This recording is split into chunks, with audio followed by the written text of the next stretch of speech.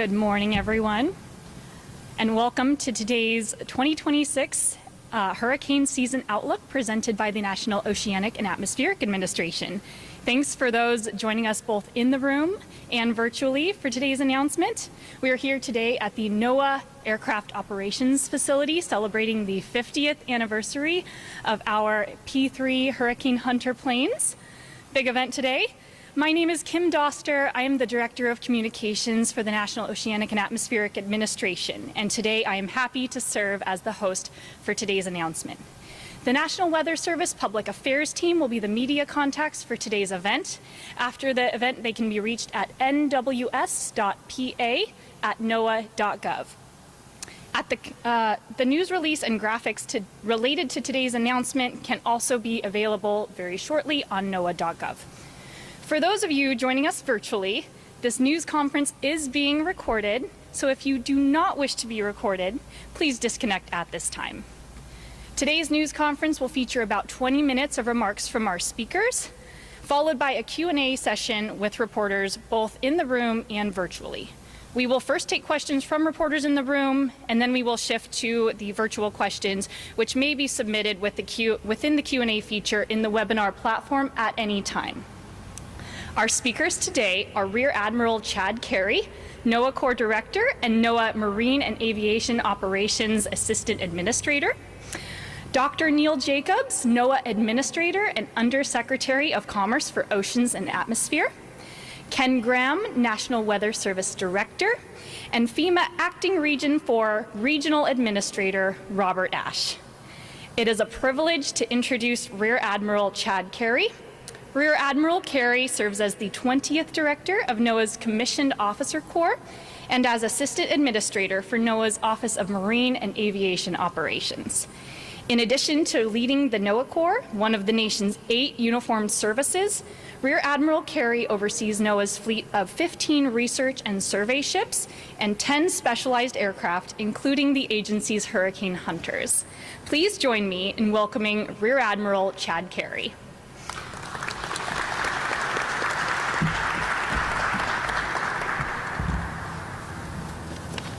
Thank you, Kim. Welcome to NOAA's Aircraft Operations Center, home of NOAA's Hurricane Hunters, which you can see directly behind me. These flying meteorological data collection machines are one of the most important tools we have to better understand hurricanes. The data collected using NOAA aircraft improve hurricane track and forecast intensity forecasts by as much as 20%. This year, the P3 are celebrating 50 years of service thanks to the talented professionals that operate and service them, as well as our stakeholders that support us. Despite their age, they are equipped with state-of-the-art technology inside and out, making these aircraft highly capable tools for observing hurricanes. An additional aircraft that's not here with us today but is part of the observation suite is the high-altitude Hurricane Hunter, which is a Gulfstream 4.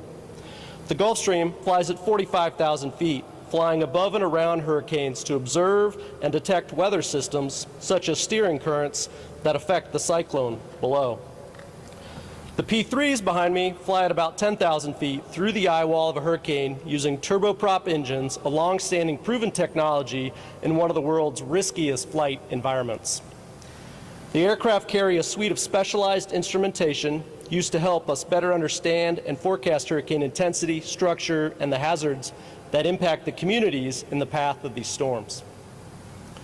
For example, the P3's tail Doppler and lower fuselage radar systems scan the storm vertically and horizontally, giving scientists and forecasters a real-time, three-dimensional look at the storm that no other aircraft can obtain. These are the only aircraft in the world equipped with tail Doppler radars. Wingtip sensors measure water and ice content within hurricane rain bands that work to improve rainfall forecasts. And at the same time, additional instruments are capturing ocean surface winds, precipitation structure, 3D winds, and ocean wave heights in better detail than ever before. NOAA's ability to adapt the Hurricane Hunter aircraft configuration and test new instruments helps us deliver even new, more valuable information to the forecasters, while also being a flying test laboratory for rapidly evolving technology. One technological advancement to note is deploying uncrewed aircraft from these P3s into the storm environment. These drones, launched from the P3s, can dwell for long periods of time in the vertical profile, collecting essential low-altitude data on tropical cyclone structure. Last year, for the first time, one achieved a record-setting 120-minute flight duration and provided the first-ever video from an uncrewed aircraft system from inside the storm. From the ports around the Gulf and East Coast, NOAA also deploys autonomous uncrewed marine systems to intercept these storms and gather critical ocean observations. All of the data collected by our aircraft and uncrewed systems is provided to the meteorologists at NOAA's National Hurricane Center. This real-time data allows them to constantly refine the forecast, helping them to keep people safe, allow communities to prepare, and minimize unnecessary evacuations. While technology continually advances, the most valuable resource that operations rely on today is our dedicated team of technical professionals and NOAA Corps officers. They are crucial for operating and maintaining our aircraft, and they are part of NOAA's team that is dedicated to serving the public. Today's annual Atlantic Hurricane Outlook is one of the many ways the agency offers to encourage the public to prepare ahead of and throughout the hurricane season. I would now like to introduce our next speaker. This individual has been a scientific leader in weather prediction for most of his professional career. Please join me in welcoming NOAA's 12th Undersecretary of Commerce for Oceans and Atmospheres and the NOAA Administrator, Dr. Neil Jacobs.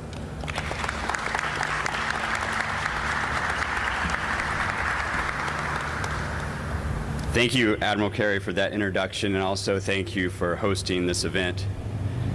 I would like to express my deepest appreciation to the team here at AOC, the Hurricane Hunter pilots, the crew, the maintenance folks that maintain these planes.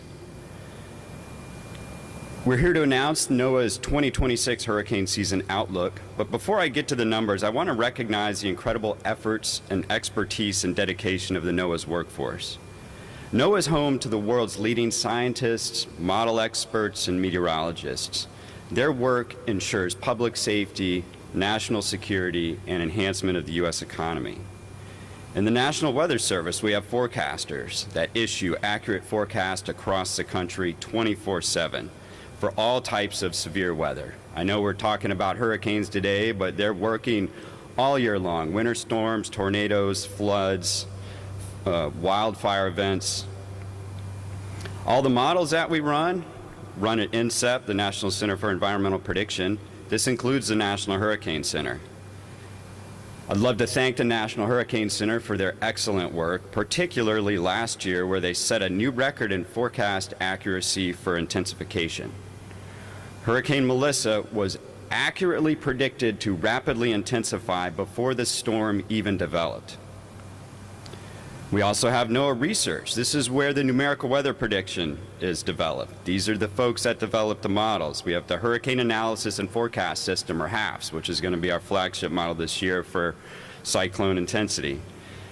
They also work on cutting-edge development of instruments. This includes the drones and the gliders. We're now getting into the world of running artificial intelligence-based forecast models. This work's being developed there too, as well as the work at Hurricane Research Division, which advances our understanding of rapid intensification of these storms. We have the National Ocean Service, which develops the coastal and ocean models, obviously essential to understanding sea surface temperature and air-sea interaction. They also manage the ocean observing systems, ensure the waterways and the ports are open after a storm. We have NESDIS, the branch that handles NOAA satellites. We have geostationary satellites, which are the GOES, which you're probably familiar with the visible satellite imagery of these hurricanes, and also the infrared. But we also have low Earth orbiting satellites with JPSS. This is where the microwave sounders come in. This is the data that drives a lot of the numerical weather prediction models. We also have the Marine Aviation and Operations, as well as the NOAA Corps, the folks which you see here today. They're in charge of the ships, the planes, all the data collection, not just for hurricanes, but also fisheries management, among other things. Behind me, we have the two P3s, Kermit and Miss Piggy, celebrating their 50th anniversary of flying into storms. These are 8 to 10 hour flights. They have the tail Doppler radar, which you just heard about. They deploy dropsondes. We also have a high altitude jet, and we'll bring in another 2 online here soon. These are the planes that fly over the storms and deploy instruments through the storms. All this data goes into the computer models to better generate our forecasts.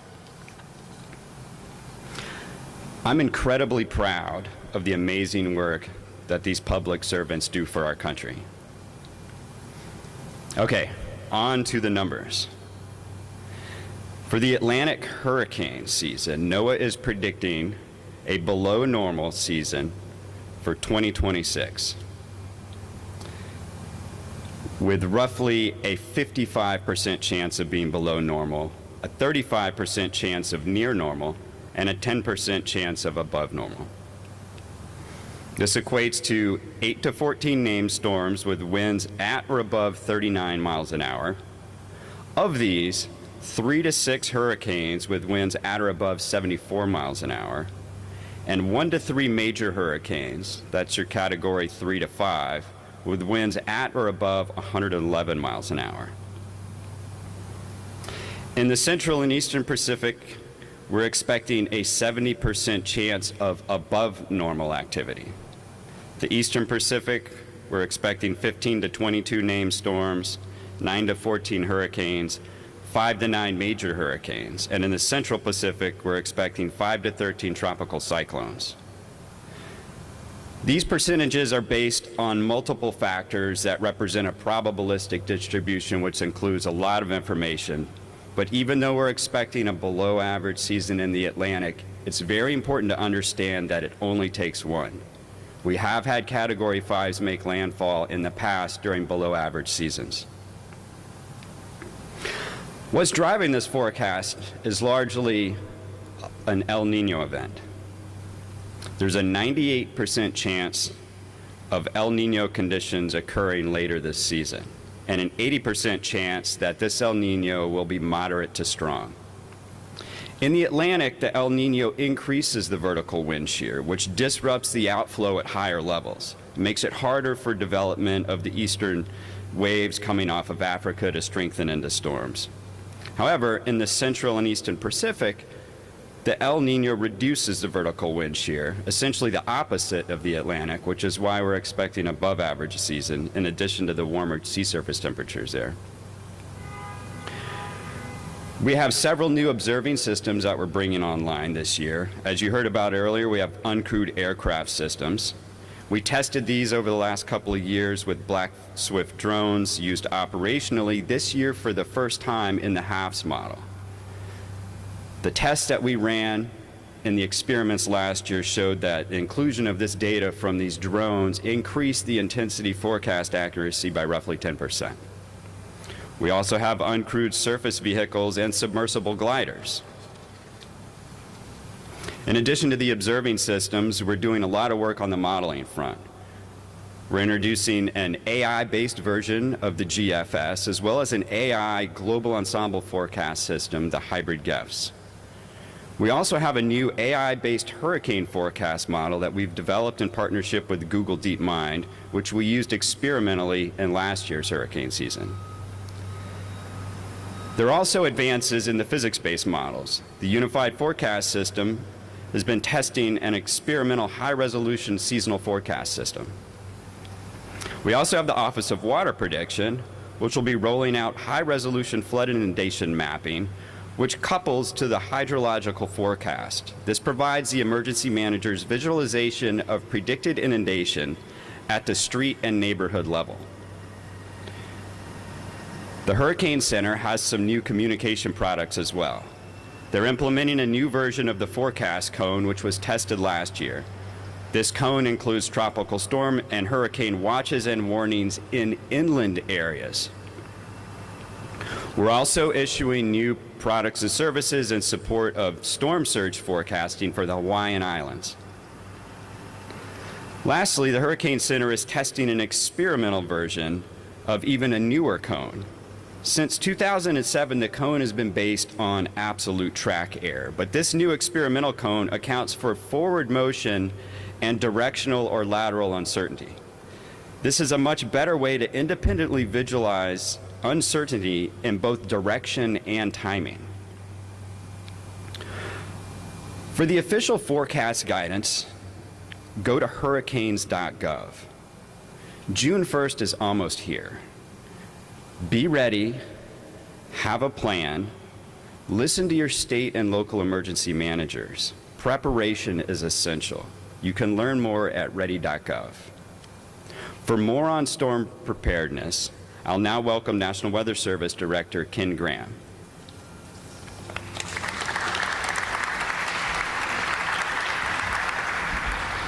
Thank you, Dr. Jacobs. Some great information there for everybody, and highlighting some big improvements going forward. So it's a very exciting time.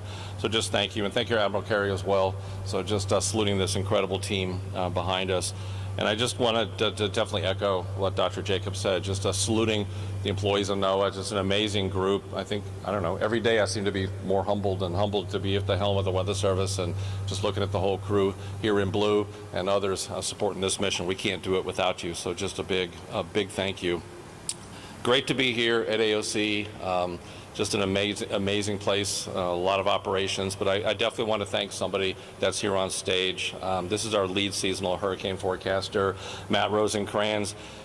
These numbers, right, they're just not, just generated by random. There's a lot of science that goes in to these numbers every single year. So I want to thank Matt and your team for everything that you've done. And also congratulate Matt, because this will be his last seasonal outlook, as he's going to our lab to train the next generation of Outlook scientists, which is absolutely amazing. So I'm glad to have him in the test bed train the next generation. So he's absolutely amazing, and he's here with his dad. His dad, put your hand up there. So congratulate both of them here for such a great job and all these years of service. So seriously, being able to train the next generation is a huge thing. But on behalf of NOAA, the Weather Service, and quite frankly, the American people, thanks for your service. Just absolutely amazing amount of work over the years. So it's great to be here, and I really salute the aircraft operations folks. Wow. I got to fly into Hurricane Helene, and one of these, I'm not sure which one behind me, I didn't look where they were parked, but it was an amazing experience, but just an incredible mission. Heroes, honestly. They go towards the storm so we can get people away from the storm. It's just quite simple as that. So what you all do is just amazing. We can't do it without you. So we've never been more prepared for hurricane season as we are now. Dr. Jacobs highlighted some of the new models, the new technology, the service improvements. So it's absolutely amazing. Looking at the new cone for the National Hurricane Center, just saluting everyone there, always progressing, always going forward, just being able to have the inland effects. Just the cone doesn't stop. The impacts don't stop at the coast. The impacts go way inland, and we've seen that over and over and over again, including most of the fatalities end up being inland as well. So as a result, looking at a cone that highlights all those inland threats is a big step forward for the public to understand what these threats are. And Dr. Jacobs also talked about the experimental cone. I mean, you almost got to retrain yourself a little bit, because we always talked about the last 5 years of error, and 67% of the time the center stays in the cone, 1/3 out. We've got to retrain ourselves. It's okay. So having this new cone, I think, is a big step forward to actually represent about 90% of the possibilities of where the center could be. I think is a big leap forward. So kudos to that new representation of it. I do want to announce as well, with the flood inundation mapping that Dr. Jacobs mentioned, by the end of September, we'll have 100% of the country covered. This was a long effort. And a lot of you in the media know this is a game changer, and I hear it from the states, I hear it from the counties, I hear it across the board, across the country. They said, hey, this is a game changer for us to be able to represent what could flood in a storm, or even a thunderstorm or a hurricane or whatever it may be. So that is a huge step forward. And you heard the forecast for the Pacific, so having those services for Hawaii for the first time ever, we're going to be able to issue storm surge watches and warnings for Hawaii, for most of the islands, the main islands of Hawaii, just like we do for the mainland, Puerto Rico as well, and the U.S. Virgin Islands. So that is a big leap forward as we really look at potential tropical surge flood mapping and all that for the Hawaiian Islands. So just really excited about that. The other tool that is new, and this one's exciting as well, getting some really good feedback on this one, it's the Urban Rain Rate Dashboard. So it's a new tool that we're really launching this year to look at urban areas, cities. There's 60 cities represented.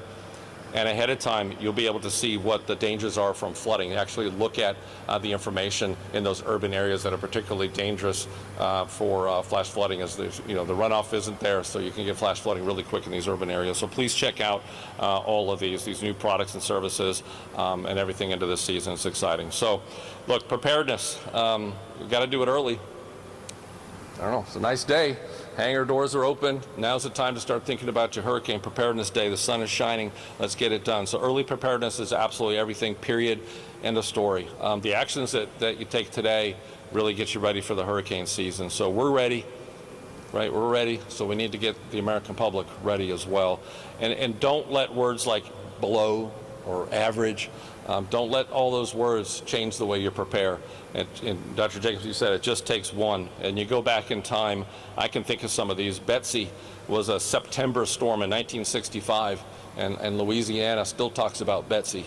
You think about 1983 is an August storm, Alicia, still talking about Alicia. 1992, Andrew was an August storm as well. So even in below average, even if you have a few storms, they could be big ones. So we got to be ready. The other, I'm going to repeat this every single time I do this, is the fact that, I think not just officials, but the public thinks the big storms are going to come across the Atlantic. You're going to see them. You're going to have weeks' notice, plenty of time. That is not the case. And this stat hit me when I was at NAC. It hit me. I never forgot it, and it still hits me today. Looking back in time at our records, every Category 5 that's made landfall in this country was a tropical storm or less 3 days out. So they rapidly intensify, they get here quick. So everybody, you think you might have a week on your timeline. The reality is you may only have days. That's why that preparedness early is absolutely everything, and I will repeat that in this position, next position, retirement. I don't care what it is over the next 20 years. I'm going to keep repeating that stat constantly. The other one, too, is especially a season like this, there'll never be a Hurricane Justa. We'll never make that a name. There's no such thing as just a Cat 1, just a tropical storm, just a Cat 2. That is absolutely not the case. It doesn't matter what it is. You got to look at the size, the forward motion. Little wiggles matter on the impacts. Even the smallest storm, if it's slow enough and big enough, is going to create catastrophic flooding and storm surge. All right? There's no such thing as Hurricane Justa. We've got to make sure the public pays attention to every single one of these systems and the actual impacts, not the category, not the name, but the actual impacts associated with that storm. And that includes the tornadoes, heavy rain, damaging winds, even the high surf and rip currents as well, including the storm surge. So flooding, we got to talk about flooding. I mean, we just got to keep repeating over and over the dangers of flooding. So you look at the last 10 years, over half of the deaths are flooding, and a lot of those are inland, and most of those are in vehicles. So we know what's causing the fatalities. So we've got to get the word out. We've got to get the preparedness out. We need everybody's help to be able to do that. So being able to look at where you live in a flood zone and be prepared for that, and where you got to go in the evacuations, getting ready, getting your home ready, looking at that evacuation plan. And I don't think the public totally realizes 6 inches of fast-moving water will knock you off your feet. 12 inches will carry most cars away. And even people that think I got some big, giant SUV, well, guess what? About a couple feet of water will wash that one away too. It doesn't matter. So we've got to keep reminding people of these things. Turn around, don't drown. We've got to keep reminding everybody of that. Develop that evacuation plan now. And I think the big thing is, please, you heard it already said by Dr. Jacobs, please listen to those local officials. A lot of people say they don't evacuate because they don't want to sit in the traffic or travel 200-300 miles, when the reality is they may only have to go 10 or 20, 30 miles inland. Please listen to the local officials. You have to understand what you have to do ahead of time and have that plan. Begin planning early and being able to do that. Check on your neighbors, check on your family. Make sure to have that preparedness kit for weeks ahead of time. Make sure you got days, if not a week, of supplies ahead of time. Right now there's no lines. Stock up. Stock up now. That's what I would do. It's a perfect time to go get that information. The non-perishable food, medicine. The last winter storm event really opened my eyes on something. There were a lot of fatalities for people that didn't account for medicine and dialysis. We have to remind people over and over, you're not going to have access to those things for a week or more after a storm. They have to be prepared for these things. So any special needs like that, we got to remind them, be ready, because those are preventable if we can get them ahead of time. And also make sure we account for the pets. Too many heartbreaking stories after these events, seeing the pets wandering around. Got to account for the pets going forward. So planning on no electricity for weeks. Make sure to have that. The radio, the flashlight, the NOAA weather radio, still the greatest tool. Have it. We got it. It'll alert you. It'll get the information when you need it. A couple of places to get information. The National Hurricane Center. Go to hurricanes.gov. Get the latest. That's part of the story. Maybe the biggest. Have the latest information. That forecast changes. There's something called, there's an old term, when you look at the first forecast, you lock onto that. There's some social science that says that you can't lock onto that first forecast. You got to pay attention to it. It can change with time. So got to go to hurricanes.gov, get the latest. Go to weather.gov. The forecast offices across the country getting the information out going forward is huge. And also ready.gov. We'll hear more about that here in a little bit with FEMA. And listo.gov, para información sobre la tormenta en español. So there's information to get in Spanish as well for the Spanish-speaking community. Listen to those local officials, and I'm going to wrap this up. Look, even after the storm, it's still dangerous. I need the media's help, right? People think the storm's passed, I'm all safe. You're not, right? The indirect fatalities associated with these tropical systems usually exceed the direct. What a statement. So they exceed the direct. So that's everything from down power lines, displaced wildlife, that's contaminated water, gas leaks. This is harsh, but it's real, and I say it every time. After a storm, it's not the time to read how to use your chainsaw for the first time. These are the realities of what we deal with. We see what hurts people, and that we need the media to keep reminding people. Generator safety, I will also scream and yell as loud as I can about the generator safety. After Hurricane Laura, with a 18-foot storm surge, Mike, we lost more people to generator safety than we did the storm surge. We've got to keep reminding people to use generators safely outdoors, away from your windows. So we're ready, folks. We're ready more than ever at NOAA for the hurricane season. We need everybody to be ready as well. I'm going to give a chance for FEMA here to hear from FEMA. So we're lucky and fortunate here, excited to have Region 4 Administrator from FEMA, Rob Ash.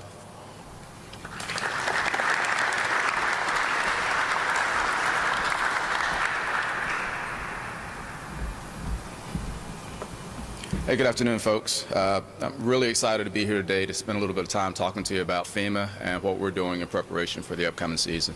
I'll start first by saying that the partnership that we have with NOAA, with the Hurricane Center, those are extremely important partnerships that we maintain. All year long we work closely together, but we really start to ramp up during this time. Some of the things that you heard here today talked about in terms of changes in technology and the ability to see a little bit further out are really important to us at FEMA because it gives us the ability to start our planning process much further than we used to do just 3 to 5 years ago. So now we start looking at storms that are coming off of the coast of Africa 144 hours out at a minimum. We start watching them well before then, but we really start looking at planning and getting ready that far out, and that's the whole organization, and I'll talk a little bit more about that. We also make sure that we don't lose sight of the rapidly intensifying storms that you just heard about. Those are the ones that are really scary because we don't have as much time to prepare, but we have greater awareness now and we can start earlier on those, and so it does give us an opportunity to begin that work within FEMA, across other federal agencies, and definitely with our state partners. I'll talk a little bit about what we're doing at FEMA, and I'll do that in terms of kind of 3 tiers. At the highest level, the national level, we start with the guidance that we get from Secretary Mullins, and it is clear to us that he wants us to be focused and ready for this upcoming hurricane season.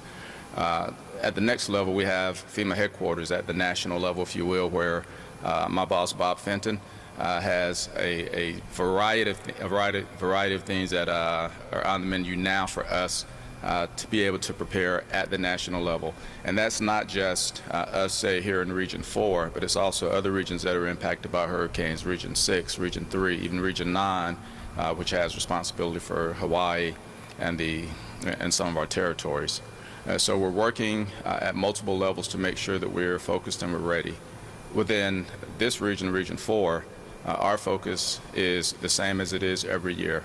We have a very deliberate process that starts months out in terms of the things that we need to do in order to be ready as a regional team. That team includes our state partners. Nothing that we do is not without our state and our tribal partners. So we work very closely with them. We have a series of exercises, of rock drills or rehearsal of concept drills that allow us to anticipate, prepare, and identify gaps in our resources so that we can make adjustments when the time comes.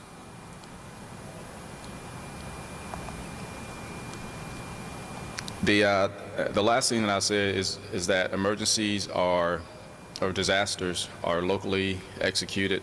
They're state managed and they're federally supported.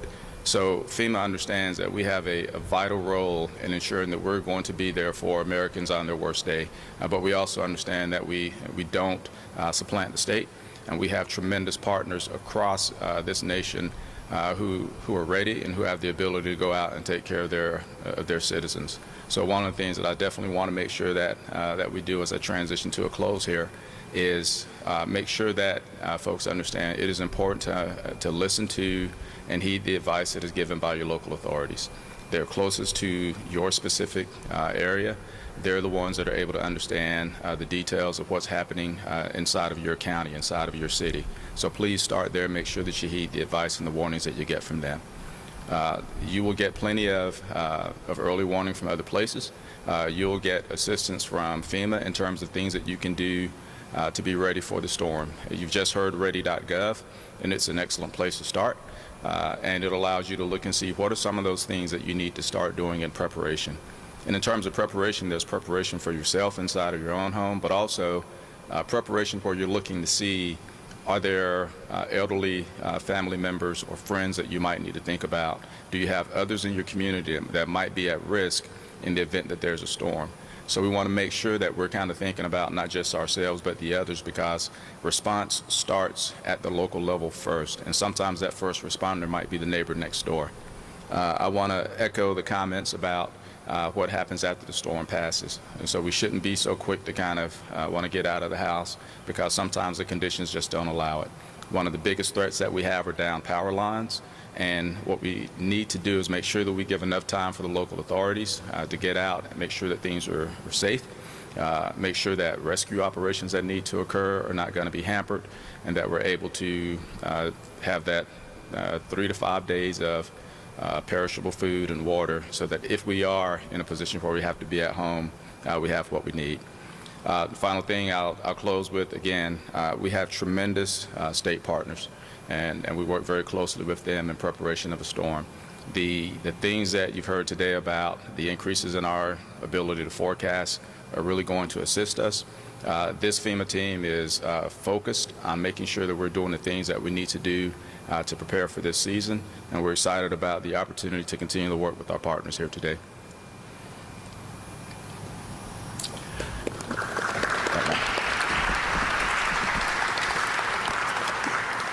Thank you, Rob. Before we move on to the Q&A portion of our news conference, I would like to reintroduce Matt Rosencrans, NOAA's lead hurricane seasonal forecaster. Thank you, Matt, for all your work over the years. And now we will open up the floor to questions and answers. For reporters in the room, please raise your hand and a member of our team will bring the mic over to you. For those of you joining us virtually, a reminder, you may ask a question by using the Q&A feature in the virtual platform. My colleague Marissa Anderson will read those questions from our experts. If possible, let us know who your question is directed to. We will do our best to answer all the questions in the remaining time available. And now we'll kick it off with the first reporter question from the room. What you got? Yes, sir. My question is for Dr. Jacobs.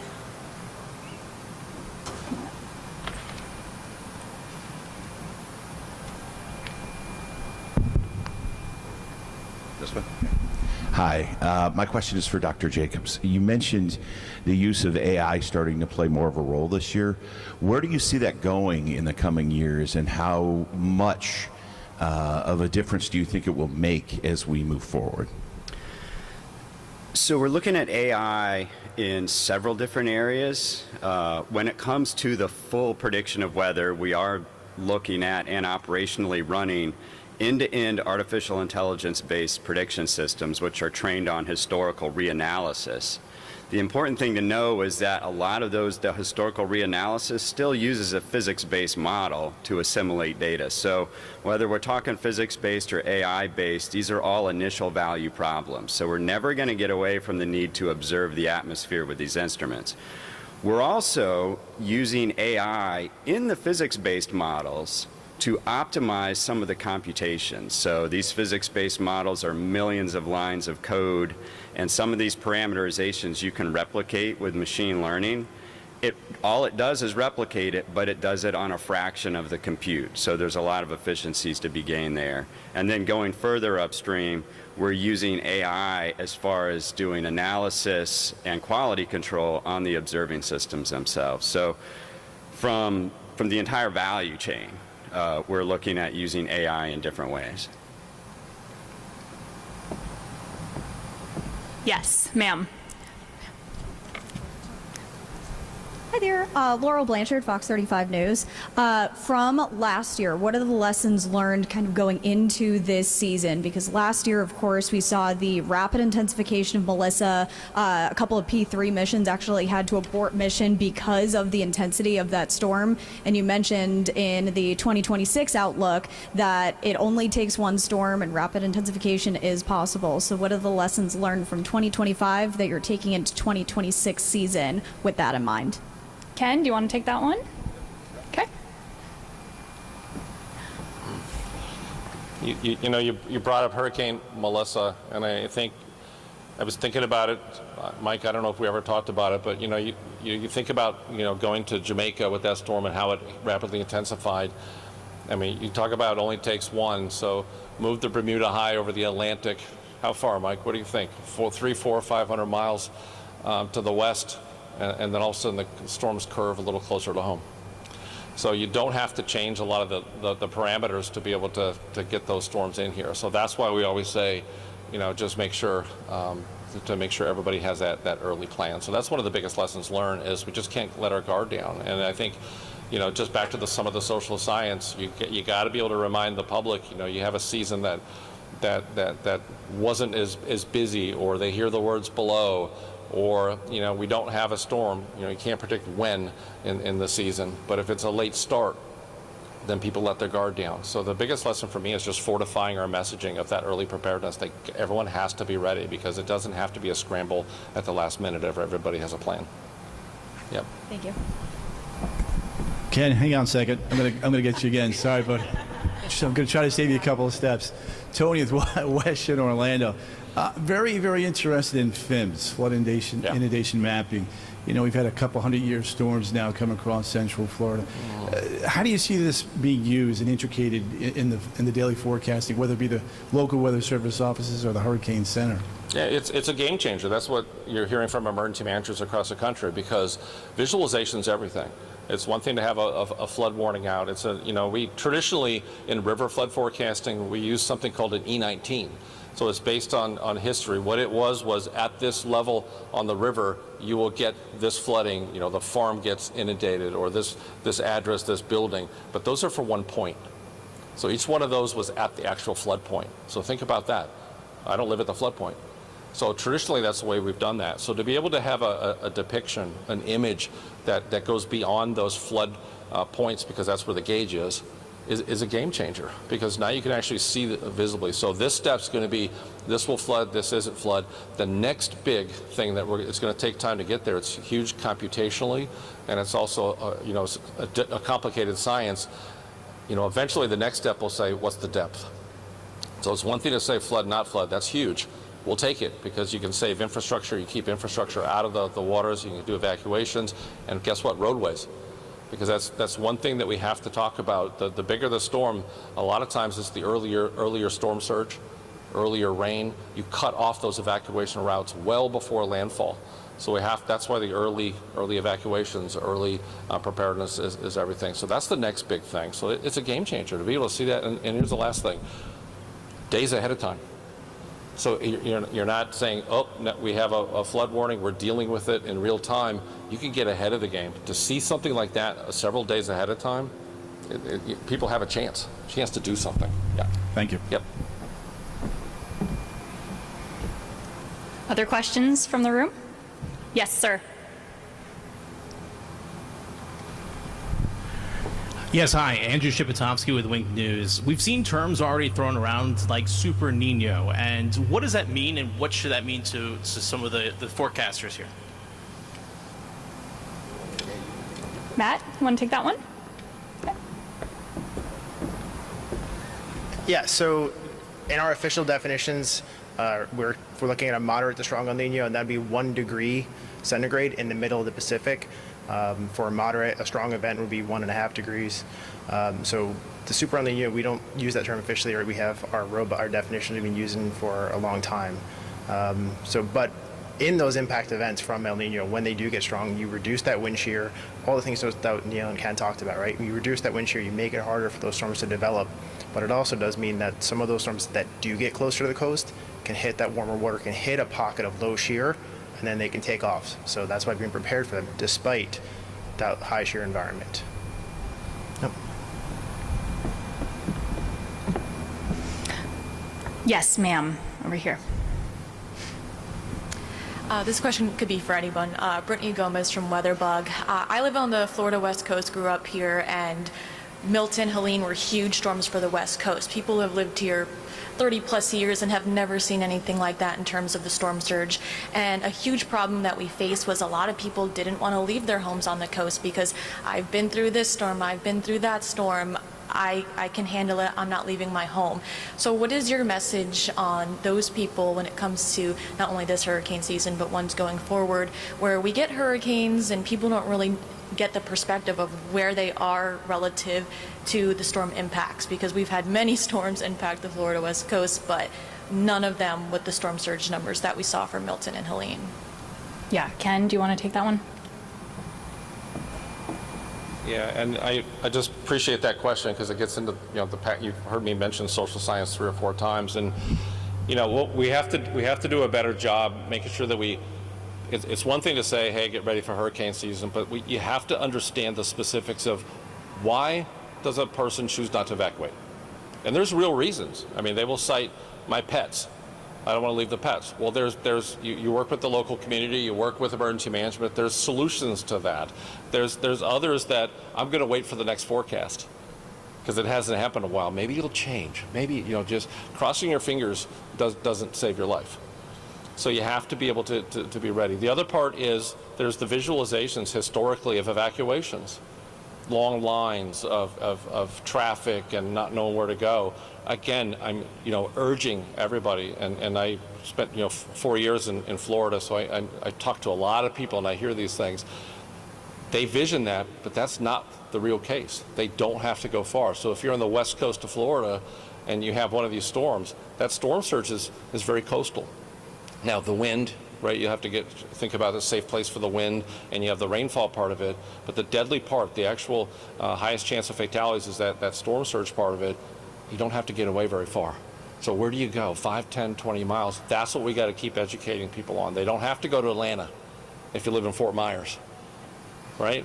Go stay somewhere, maybe in Orlando, you'll be okay. So that part of it, it's more than just preparedness. It's the specifics of identifying why somebody doesn't evacuate and get to that. The other part is something's going to happen to my home, right? These are real things that people say. So we got to educate them. Yeah, that might happen, but it's not worth your life.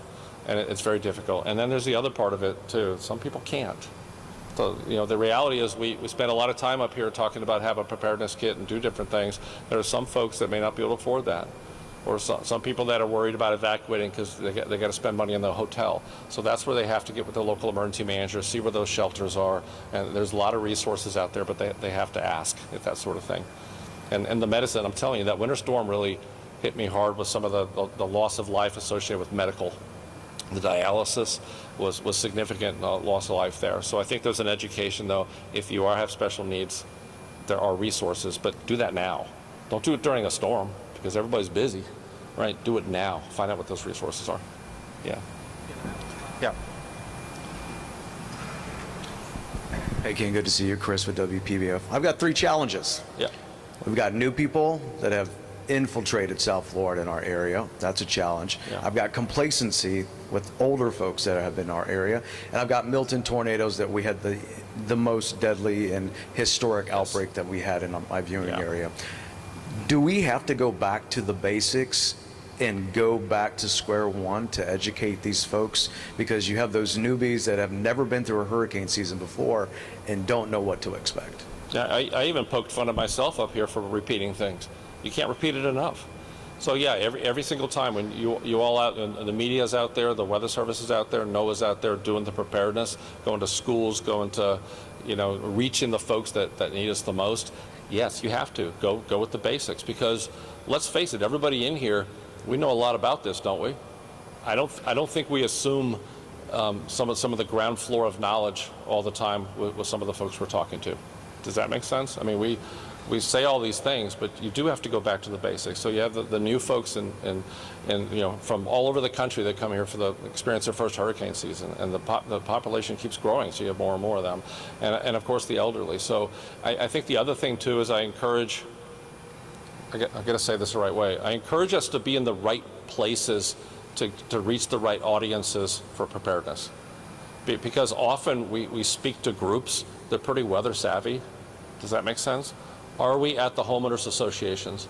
Are we talking to the people with pets? Are we talking to the elderly? Are we talking to the new people? How do we find venues to really identify those people that need us the most? Does that make sense? So I think we need to do better at those type of things. And we're not alone. It's the media, it's the Weather Service, it's FEMA, it's the emergency managers, state level across the country, and county and parish level as well. So we know. I guess the last thing is we knew who was losing their lives in hurricanes for decades. It was storm surge. We went after it. We went after it. We went after the people that are losing their lives. So we have a storm surge watch and warning.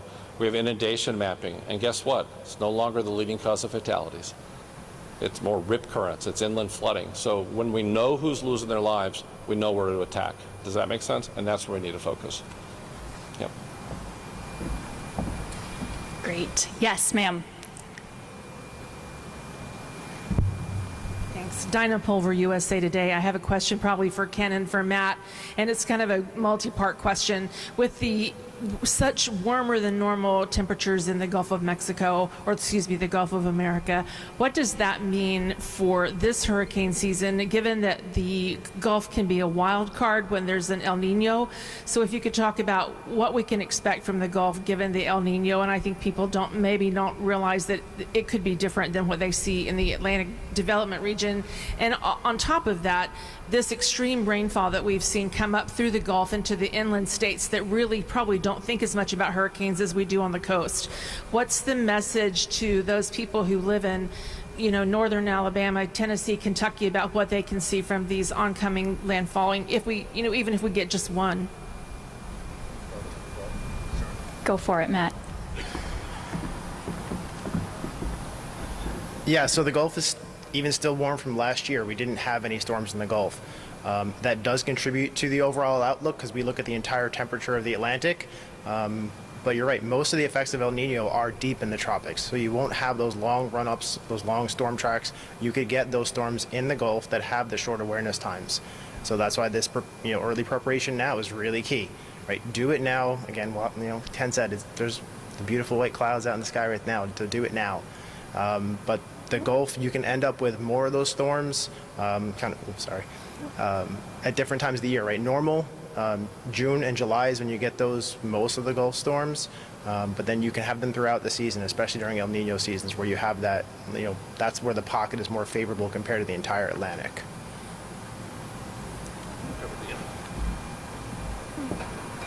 Just to really double down on the inland message, please print it in bold, please increase the font.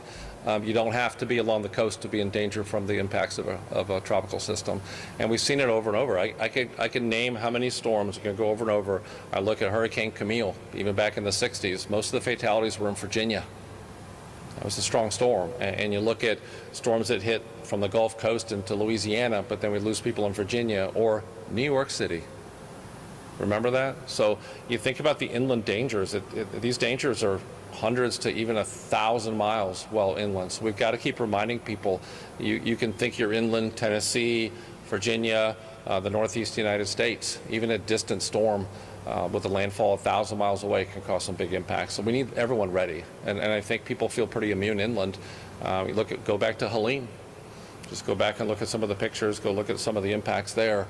And the other part, I guess, relates to several questions. We've got to remind people, just because it hasn't happened before doesn't mean it's not going to happen this time or next time, because every storm is completely different. All right, we're going to take some questions from those participating virtually as well. I'll turn it over to Marissa Anderson for a couple of those readouts. Thank you, Kim, and thanks to everyone online for their questions. And I may paraphrase or combine some questions in the interest of time. Given the likelihood for a strong El Nino, is there a stronger chance for landfalling storms in the mid-Atlantic to New England? Matt?